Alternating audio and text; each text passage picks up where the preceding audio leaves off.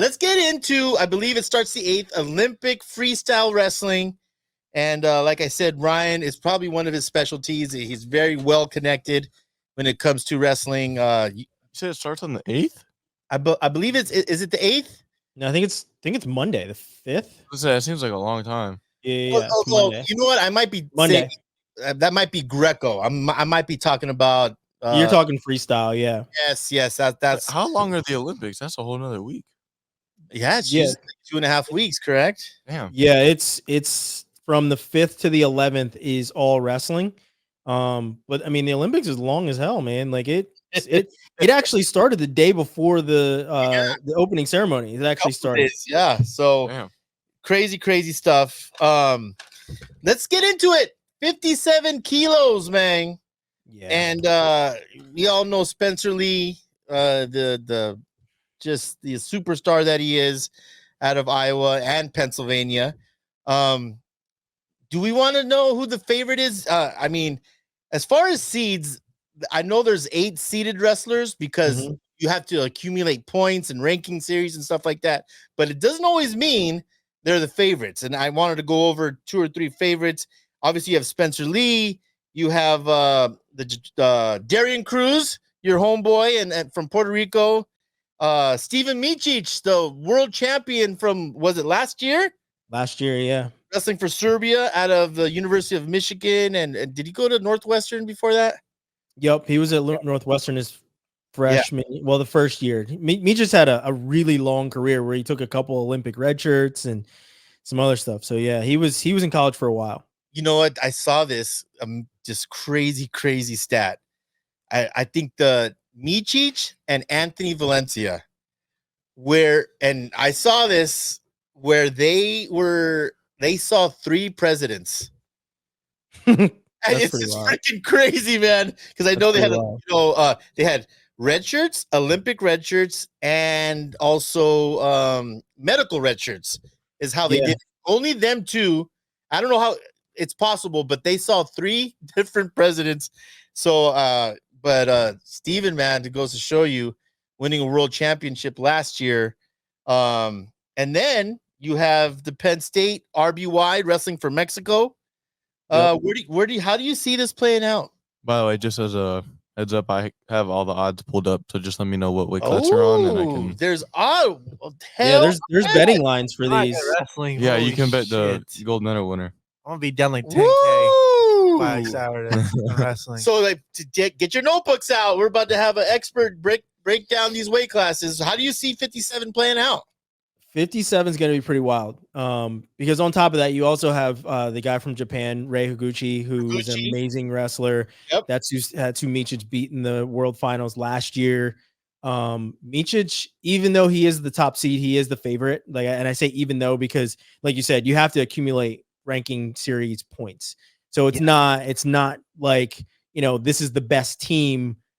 They're the number 1 seed. It's very different from a lot of other sports where you're going to ranking series tournaments and you accumulate these points and your points determine what your seed is going to be. Yeah. So, even though a guy is the number 1 seed, he's not particularly, like we'll see at, I think 97. He's not particularly the favorite. Yes. But I believe Micic is the favorite. Number 2 in the rankings.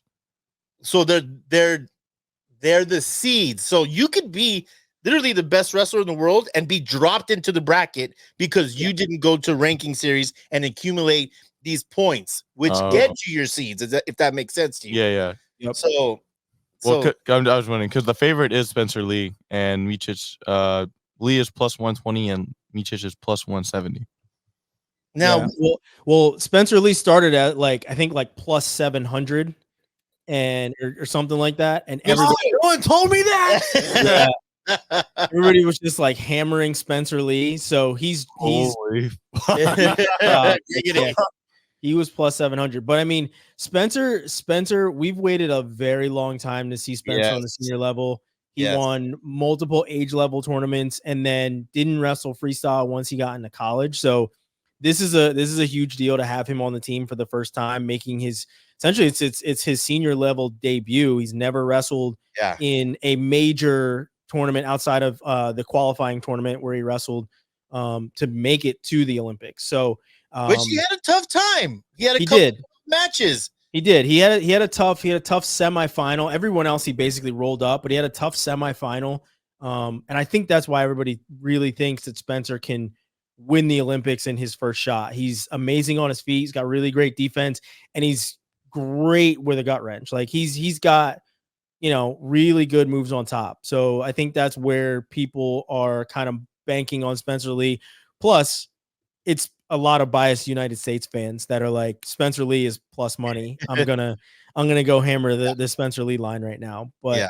you know, it would be, like I said, it would be awesome to see those guys in I'll tell like you all on the podium. what I'm excited about. And the thing, this is why I like Spencer in this tournament, is because he might only need one takedown. I mean, Higuchi might be he is quicker. RBY is quicker.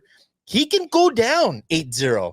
But if he takes you down, his lace is deadly, right? His top game, he could come back on you like that. But I gotta see RBY and Spencer Lee. RBY is see that he is a dark horse right now, and I say that because this is the first time since he was 17, 18, coming out of high school, that he's wrestling this light. You know, he wrestled 133. Yeah, so 1100. Yeah, he's a dark horse in this, but his athleticism is what I think makes him the X factor and why people really have to watch out for him. He looked really good at Pan Ams. He did a really good job. I mean, obviously he made the finals to qualify for the Olympics at Pan Ams. So, you know, I love RBY. He's another one of those kids I watched grow up in Arizona and work his way into being a truly mature wrestler. You know, it's funny when he did his college commitment, him and Travis Whitlake sent me a text and said, "Hey, we want to do our college commitment right now." And I'm like, "All right, I'll set up a video." And I was in my apartment. I was here in my apartment that I used to live in. And we did a Skype call, and RBY's playing video games the entire time as we're talking. And I'm like, after I watched it back, I was like, we got to redo this. Like, I can't have Cale Sanderson calling me up or getting you in trouble because you did your college commitment to Penn State and you were playing friggin' video games the entire time. So we redid it.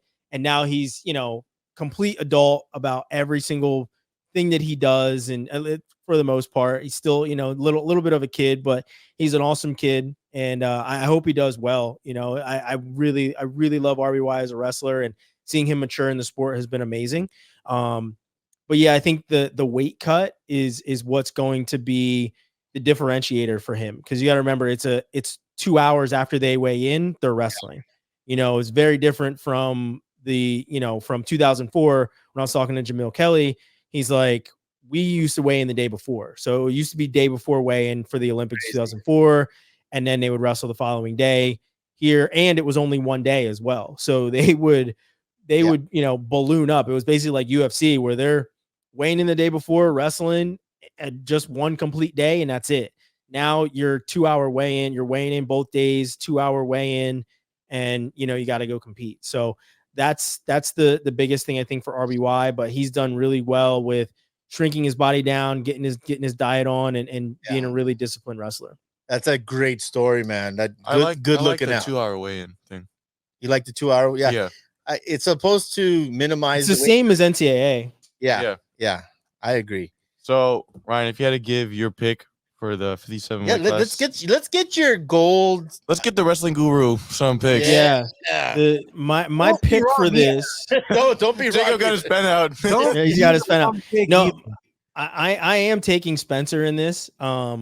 He is unseeded, so very good chance that he'll have one of these top seeded guys. I don't know where he's going to be slotted into the bracket. All the brackets come out 24 hours before wrestling starts.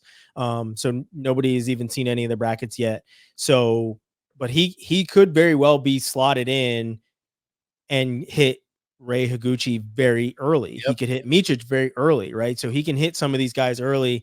And then, you know, if he is in that half, you're most likely, if you're on the side with the top seed, going to have a little bit easier of a path. And I say easier in quotes because it's the freaking Olympics, right? Like these guys are no slouch. So, but no, I mean, maybe it is a little bit of a bias, but with his ability, with his defensive ability, his ability to take people down and turn guys on top, that's really hard to beat. It is the trifecta. And you're not seeing a lot of guys, Micic included, who are taking guys down and turning them on top. He didn't have any turns in the world finals last year. He beat Higuchi with one takedown of his own and then 2 defensive takedowns. So it's, you know, it's going to be very hard to get to Spencer, even more so now that he has more of that senior level experience under his belt with the number of tournaments he's wrestled in this past year.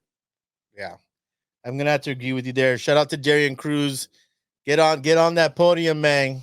Represent Puerto Rico and Lehigh. Let's get into 65, which the United States has had major issues for a very long time. Some would say maybe the most difficult, or maybe most wide open weight. We have Zane Train, Penn State.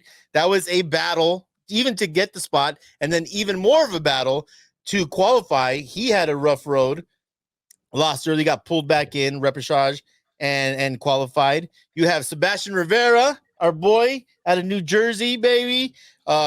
He's there. I think world silver medalist last year. World silver last year, yeah.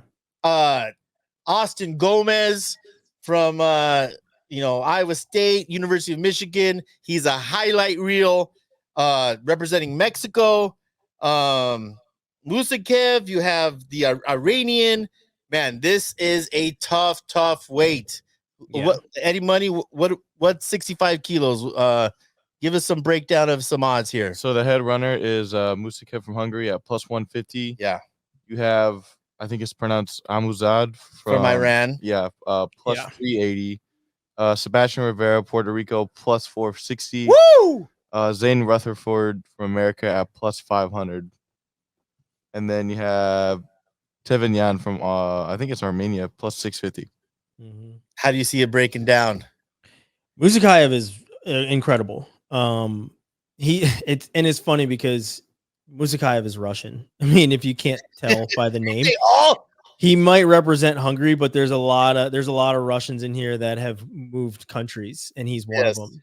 He was the champion last year. He rolled up Sebastian Rivera in the finals of Worlds, and he's the toughest to beat. He's just, he is the guy. So rightfully so, he's the returning world champ.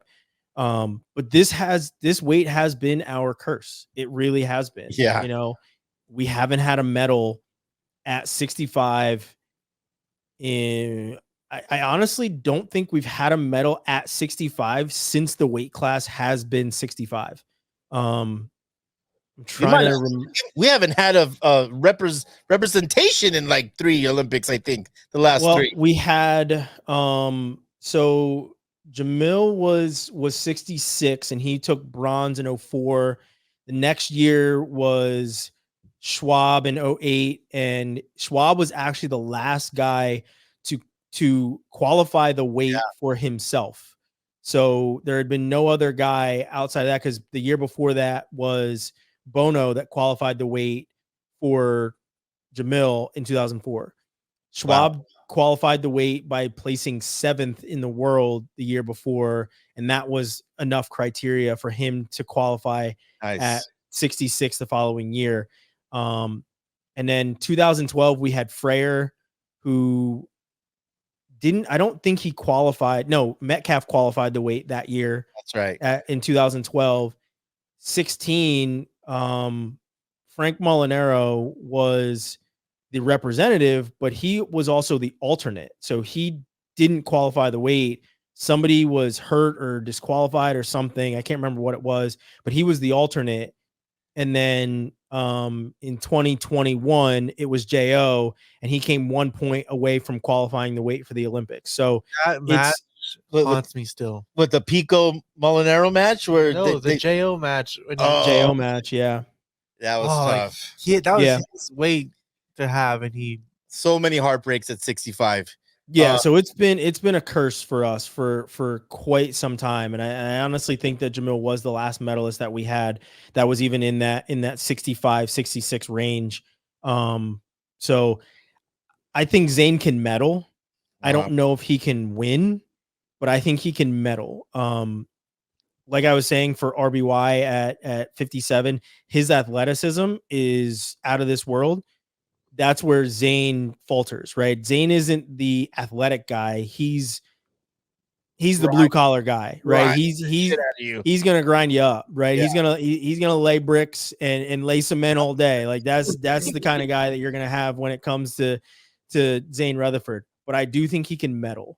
What I saw from Zayn at the qualifier is what gave me the confidence to think he can medal and do very, very well. And I think that he either gets a Gomez early or a Sebastian Rivera early, with Rivera having the qualification points. I got to look at the seeds. I have the seeds in front of me. What their odds on Austin Gomez? Well, can you bet to medal or is it only to win? I only see gold medal winner. Yeah, Okay. I'm not sure if they have anything else. I would hammer to medal like all over the place. Yeah, I'm just the one dark horse Austin Gomez is plus 7,500.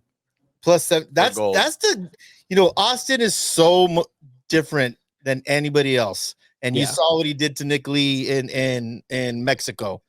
Man, he can go on a crazy run, and his style is so different. That upper body that you only see in certain styles in certain countries. yeah. Does he have a shot in hell in this plus 7,500? Man, I put $20 on that. That's the thing is you haven't seen him against these guys yet, right? Like you don't know how he fares against a Musakayev. You don't know how he fares against Haji Aliyev as well. Haji Aliyev is another guy, perennial guy from Azerbaijan that has been at the top for years. He's the 6th seed. So but Haji Aliyev has also taken losses to Americans. He lost to Jo, I believe beat the Streets. He lost to Alirez at an international tournament a couple of years ago. Yeah. So, these guys have been in these ranks for a very long time. 65 is tough. It is really tough. I take Musakayev. That's who I would be betting on if it was me. I would take Musakayev, and not just because he's the returning champ, because Musakayev is He's that a dude, dog. man. He's that. Yeah, he's that dude. And it's if somebody beats Musakayev, I will be very shocked. He's the 3 seed anyway, right? Yeah. So he's not even the top seed. Yeah. But And like, still at plus 150. yeah. Uh, So I take Big Musakayev, but this weight is pretty wide open. Yeah. I do think Zayn is in the mix to medal. Haji Aliyev, another guy that's in the mix to medal. Okir from Mongolia, he's your 8th seed. He could probably do maybe a little something. Sorry to say that I don't know if Sebastian Rivera catches lightning in a bottle again. I shouldn't say it that way, but like his semifinal last year, he scored with like 2 seconds left on a turn to win, right? So like great performance. I don't know if he can duplicate it, right? Yeah. And not for nothing, but like I think, and I don't even think, who did we have at 65 last year? I don't even know who we had. Might have been Yanni. Was it? I can't remember who didn't qualify. I can't remember. Might have been Yanni. Might have been Nick Lee or Zayn, maybe. Might have been. Actually, I think it was Nick Lee last year. Yeah. Because Nick Lee was the guy. Yeah, Nick Lee. It was Nick Lee last year because we sent our world's representatives to Pan Am's. That's right. So yeah, but I honestly think that Zayn is a terrible matchup for Austin Gomez. He's a terrible matchup for Sebastian Rivera. I think he could have Sebastian Rivera right out of the gate because he's not seeded and Rivera seeded 4th. So he could be right there in that tier with Rivera. Well, that's your prediction on 65. Musakayev plus 150. Let's go to my favorite weight class, 74. I have a special interest in that. But I think by far and away, because Sidikov from Russia retired, is now going to the MMA, which I've heard, and I can't wait to see that. I'm hoping that happens soon. But Kyle Dake, I believe, what's the odds on Kyle Dake? This is the year for Kyle Dake to finally bring home the gold. He's minus probably minus 550. Yeah, I thought so. You didn't win it last time? No, He lost to Sidikov. yeah. He took a bronze though, right? He came back. He won silver. He was silver at Worlds last year, but he was bronze at the Olympics. No, yeah, the bronze, yeah, the Olympics. I meant. Yeah.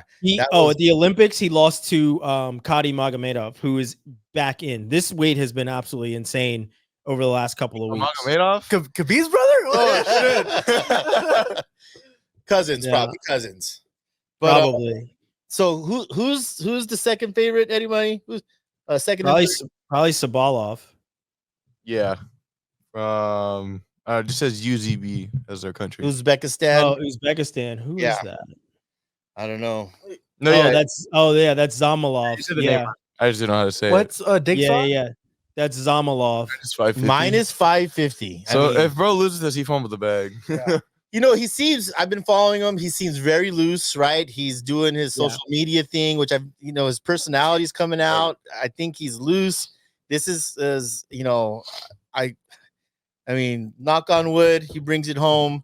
And I mean, what do you think it's just a conclusion? It's coming home with to the Finger Lakes? I don't know. And I have all kinds of confidence in Dake. He would have to beat the guy that he lost to at the last Olympics, Kadi Magomedov, who is now back in. So this weight has been kind of crazy. So for the entire Olympics, they deemed a bunch of wrestlers ineligible, both men and women, who had ties to the Russian government. So they haven't been able to travel at all. So like Sadulayev at 97, Sadulayev is one of the best wrestlers in the world. He wasn't able to travel at any of the rankings tournaments either. So like he couldn't do anything over this last year. But there were a number of guys. Sidikov is another one of those guys that I guess has ties to the Russian government, I guess, from whatever the IOC found, and isn't allowed to wrestle at the Olympics. So with that, insert guys like Chamizo, who trains in the United States but represents Italy. And then over this last, what's that? From Cuba. Cuba, yeah. He was, but wrestles for Italy. Wrestles for Italy, yeah. He was a national. He was a world champ as a Cuban. Starting at like 55 kilos back then too. Just so much fun to watch. Number 4 favorite, by the way.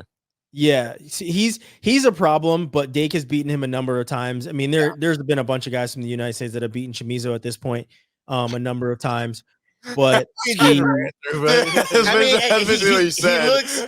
looks older. He has a little pot belly now. He's never that guy. But to me, it's no matter what, it's going to be entertaining, and he's always fun to watch. Listen, Chamizo is one of those guys, like we were talking about the medals before and what people get when they win medals.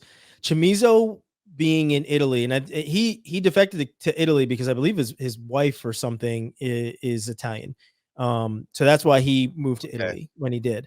But he's like completely set up in Italy, like tons of money. Awesome. He's got like a Nike deal, so he's getting shoes like crazy, like whatever he wants. So like Chamizo's one of those guys that he like winning medals, they just throw money at him, stuff like that, right? Yeah. So he's a problem though because he's a really unorthodox wrestler. Dake should be the favorite. When and everybody was saying, well, the weight class is kind of whitewashed. It really isn't. It's really deep weight class. It really is deep.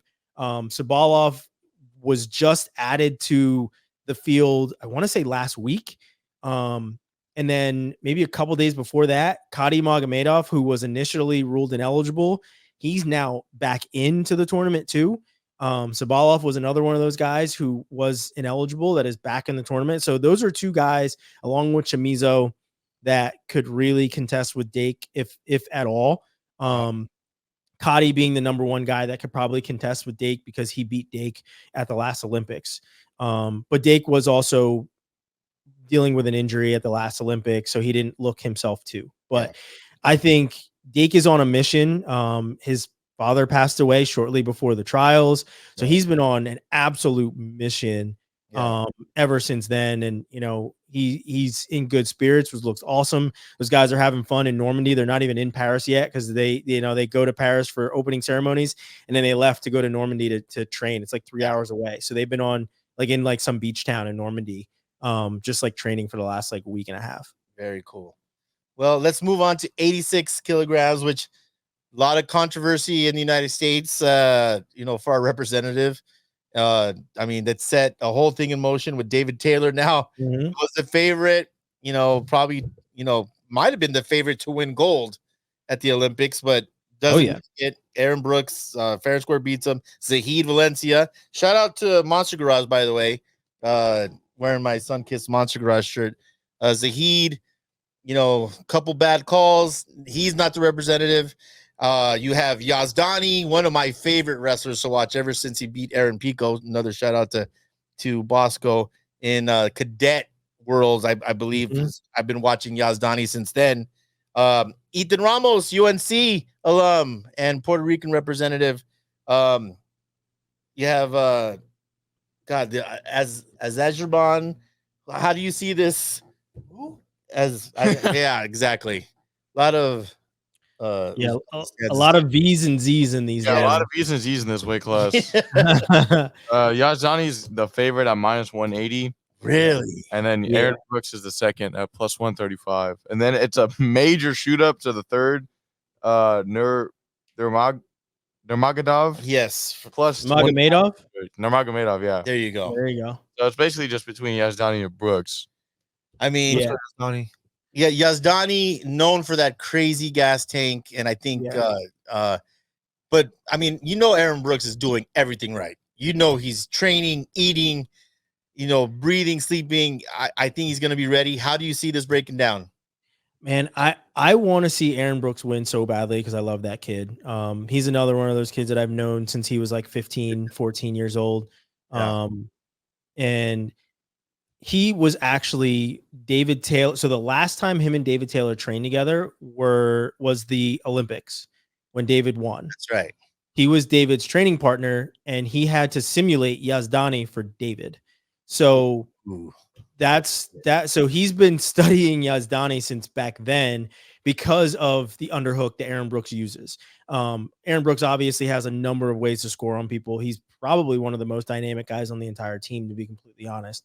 But I can't, until he proves it, I can't be my biased self and say that he will beat Yazdani. Because Yazdani is amazing. As Iranians love to say, Yazdani the greatest. I mean, Eddie Money is literally the Michael Jordan. He's LeBron James he's Michael Jordan and LeBron James of Iran. James. The dude is how old is he? God, he has to be 20s, right? 28. He's like 20 something. Yeah, he's like Miami LeBron right now. I mean, he is the dude in Iran. And he's charismatic. Everyone loves him. I mean, I'm not just talking about Iranians. I mean, Sonny idolizes him. The guy's just a mega superstar. But David Taylor had figured him out and beat him the last 3-4 times that they saw each other. Yeah, they had a serious rivalry. There were a number of times. And the funny thing about it is what was it? David beat him at the Olympics, and then Yazdani beat David at Worlds that following year. So like they've gone back and forth a number of times. When David beat him, it was unexpected because it was like David's first time on the senior level. So it kind of came out of nowhere, and it was a huge win. And then after that, it was just like David just kind of owns him, and like Yazdani has gotten him like once or twice since then. But like I said, like I wanna see Aaron Brooks do well. I feel like we're gonna see a Miles Amin Aaron Brooks match in there. Yeah, Miles Amin is he was bronze. He's been bronze for the last couple of times. So he's been right there, but he's also been getting smashed by David Taylor, right? Like he was in the bronze. I think he was bronze at the last Olympics too. So he did. And if you guys don't know, the Amin family out of this little tiny island in San Marcos is San Marino. San Marino, yeah. Yes, just a wrestling family, just a G, but always had Zahid and baby Marquis in his weight class, could never break through at the NCAAs, but just a freaking awesome family, awesome wrestler. Give me the odds again on Yazdani, Brooks, and Amin. If you can. You said Yazdani's the clear favorite. Yeah. And Yeah, Johnny's minus 180, Brooks is plus 135, and then it goes to plus 2,900, plus 3,300. So it's a huge wow. jump. That's a Huge jump. gap. I got a question. What's like more looked upon in wrestling, winning worlds or winning the Olympics? Olympics. The I Olympics. don't know, man. That's That's a for sure. I have to Olympics. assume the Olympics just because it's every 4 years, but Yeah. I don't know, I'm just curious. It's the Olympics, definitely. Because when Taylor beat Yazdani to win Worlds, it was a big deal. And then when he beat him for the Olympics, it was an even bigger deal because I believe Yazdani had won the Olympics beforehand. So it was like a really big deal because he was going for another one. And I mean, they, obviously when you're a multiple time world champ, they throw that out there. It's a very big deal, but the Olympics is just very different. Plus the Olympics now they've gotten rid of what? 2 weight classes? No, in the world you have what? 8, 10. and 10. Oh, and then so the it's more Olympics, condensed. yeah, you're dealing with guys jumping up and down because you only have 6 weight classes. So yeah, that makes sense. Yeah, for sure. Great question, Eddie Money. Let's go to 97 kilos. We have your American hero, Kyle Snyder. The odds are similar to like the last weight class. It's just the first 2, and then it takes a big bump to the third. Yeah. And well, kind of a bummer because Sedulayev and Snyder, maybe other than Taylor and Yazdani, maybe the best rivalry in wrestling, and Sedulayev, maybe the best wrestler in the world. Would you agree with that? I mean, just an incredible. I don't think they've ever seen Mr. Santiago off 10 beers. Yes, my single leg is wicked. But how do you see that playing out? Yeah, I mean, it sucks that Sadulayev won't be there. But I mean, you got to remember Sadulayev was also hurt at the last Worlds and didn't medal. And he lost to the eventual champion Tazudinov, who also beat Snyder. So Tazudinov beat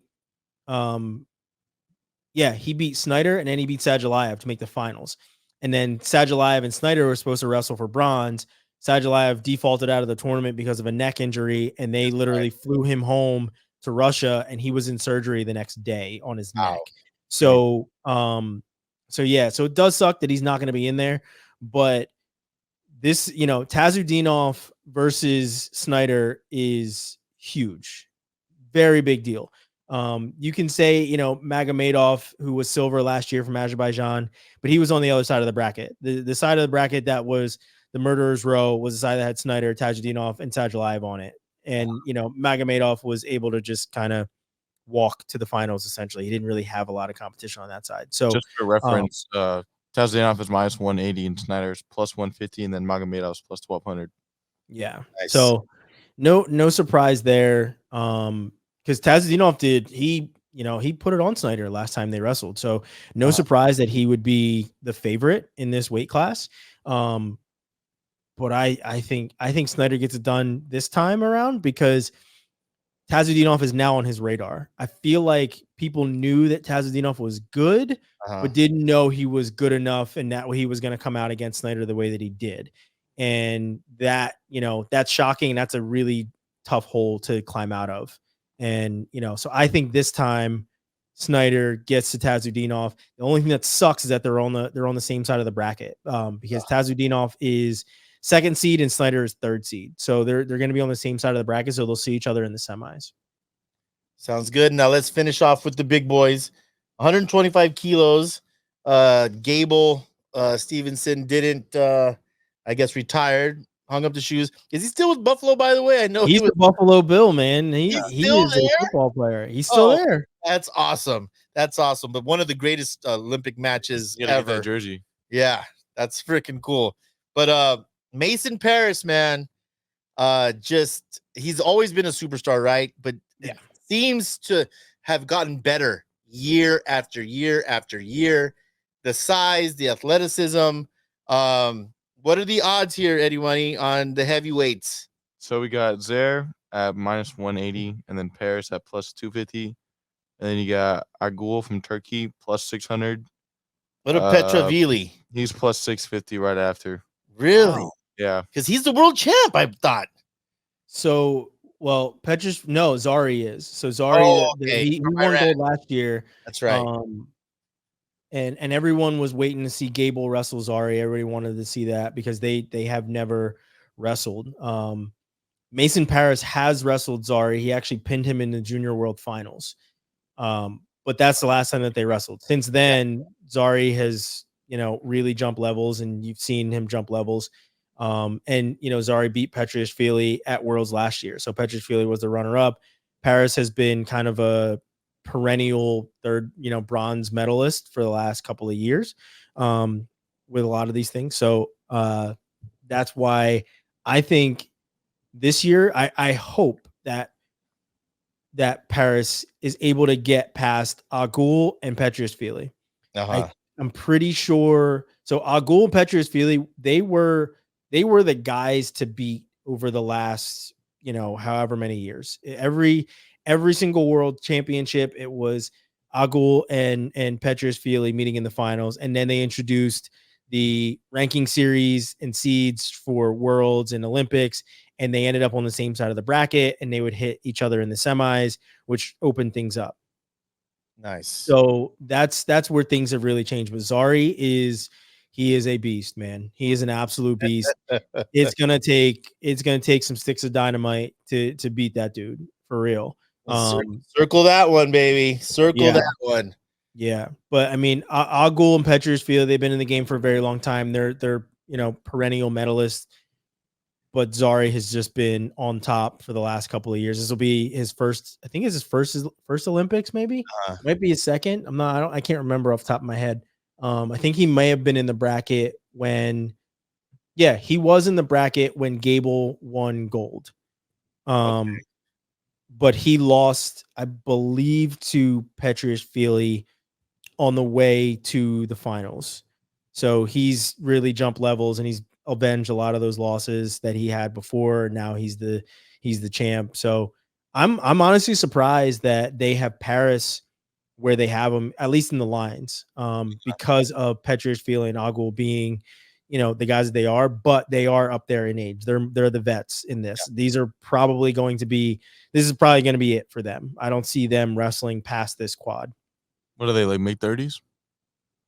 Yeah, something like that. They're different. They hang around a little bit longer. A little bit longer, yeah. They're probably a little bit closer to 40, but yeah. Yeah. Damn. Yeah.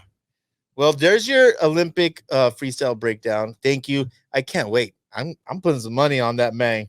We are betting on that. So you wanna do it just real quick, Ryan? Yeah. Well, I'll run through every weight class real quick just for like an easy clip.